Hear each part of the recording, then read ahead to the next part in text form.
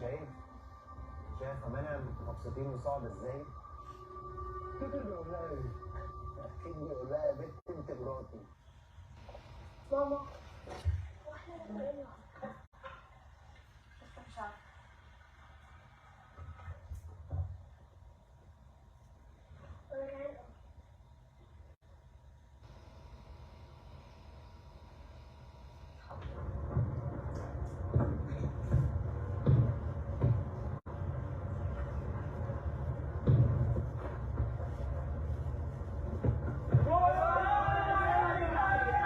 عاش قوي يا احمد، عاش قوي عاش قوي.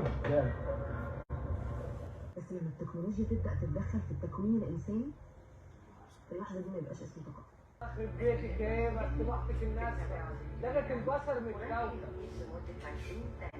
بدون مخدرات بالماء والصابون يا ستي ده انت كلت دماغ امي، انا لا اغسل ايدي ولا اغسل ايدي اللي جنبي. ولا يهمك يا ابني، ما انتوا اصلا تربيه وسخه. اسكندريه بالنسبه لي يعتبر زي في جسم البني ادم الدم. البحر بالنسبه لي حياتي.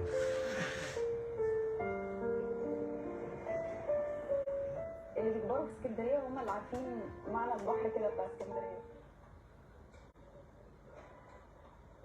بص المدير ده حلو قوي. ده 300 وعشان خاطر ب 250.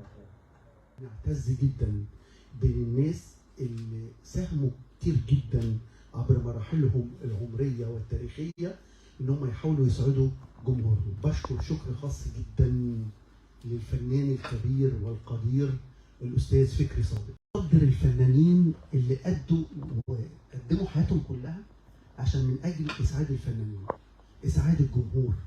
فنهم متاصل جواهم، قيمهم الفنيه متاصله جواهم، فبيحاولوا انهم يقدموا رساله للجمهور ان احنا قدمنا. اكتر شيء بيبقى مؤلم ان الفنان يقدم كل العطاء وما نقولوش شكرا، رغم ان كلمه شكرا دي كلمه سهله جدا على فكره. شكرا لاي انسان قدم فن وحب الفن وعشق الفن، اي انسان قدم ادوار كبيره ادوار صغيره، صنع البسمه على وجوه الجمهور. اتشرفت طبعا بالاستاذ صفوت وبالنجوم الكبار، اتشرفت بيكم وانا في سهره ممتعه بصراحه. الافلام مبهره جدا. طبعا تحيه للاستاذ فكري، استاذي وحبيبي وصديقي وعشره من ايام فوازير رمضان.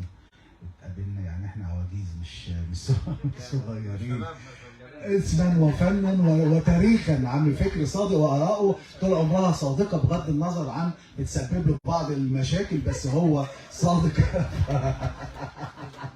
في ارائه. بقول له يا عم فكر ان انا معبي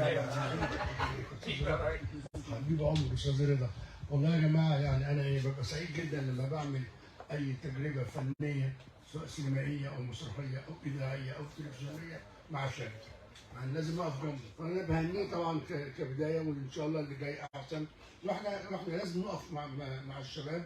الشخصيه عجبتني جدا، ده انسان عنده انفصام في الشخصيه، متمرد، غير راضي عن الحياه اللي هو عايشها. وده قال لهم انا جاي خارج واخد جلسات كرامي عن خارج من مستشفى الامراض العقليه. فالشخصيه جميله جدا جدا. اختياره لحكايه الخنازير مكروه. اختياره اللي انا قلت الكريم اشمعنى خنازير؟ قال لي ان دي محرمه ومكروهه. فالحمد لله. فالمهرجانات زي اللي اتعملت زي المهرجان اللي عامله الاستاذ صفوت الرائع، هو الفن الحياه يا اخوانا صدقوني. وفي فيلم هايل اللي شافه، فيلم ادم حلو قوي هايل وفاهم الفيلم ده. نجوم الفيلم هنا. لا انا احييكم على فيلم ادم. احنا بنهدي آرائكم الجميلة وإعجابكم بالفيلم إلى روح الفنانة الراحلة سحر كامل لأنها أحد المشاركين. بشكرك إن أنت موجود النهارده واحترامك لحضور الندوة، ده شيء عظيم جدا، وأكيد أي حد مبسوط بتواجد حضرتك وبراعة كريم. إحنا بنتكلم في لوكيشن ضيق. زنق نفسه. مش يعني إحنا بنقول واحد ده شغال في وان لوكيشن. ده مش وان، ده ميني تمنية لوكيشن.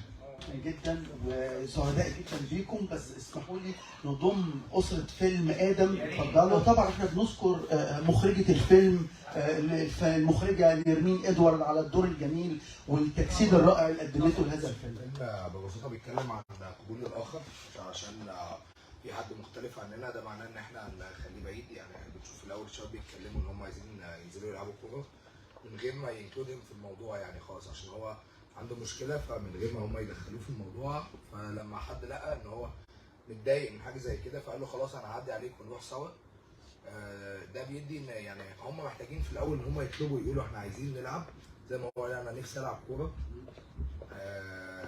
برضه ان الناس تديله فرصه لازم يلعب. احنا مش لازم نخليهم يلعبوا في مكان لوحدهم او حته لوحدهم، لكن احنا بندخلهم وسطنا وسط المجتمع ان احنا كلنا نعرف نشارك. طبعا انا بشكر الاستاذ رضا شوقي جدا، المخرج القدير، الانسان الراقي جدا، المشجع لكل الفن والابداع وايمانه الكامل بقيمه الفن والسينما. بشكر الفنان الكبير والجميل والمبدع الاستاذ فكري صادق على كل ما قدمه عبر الشاشه وما يقدمه للشباب العرفان بالجميل. يعني دايما يكون عندنا انتماء للاساتذه المعلمين، حتى يقول لك كاد المعلم، كاد يعني بينه وبين هو يكون رسول، كلمه كاد ان يكون رسولا، بالتمثاله بتاعت المهرجان المصري الامريكي. دايما اقول ايه؟ احنا لازم نرسخ قيم الانتماء والوفاء، وشكرا للمبدعين. شكرا كلمه شكرا لكل فنان اعطى، لازم نقول له شكرا.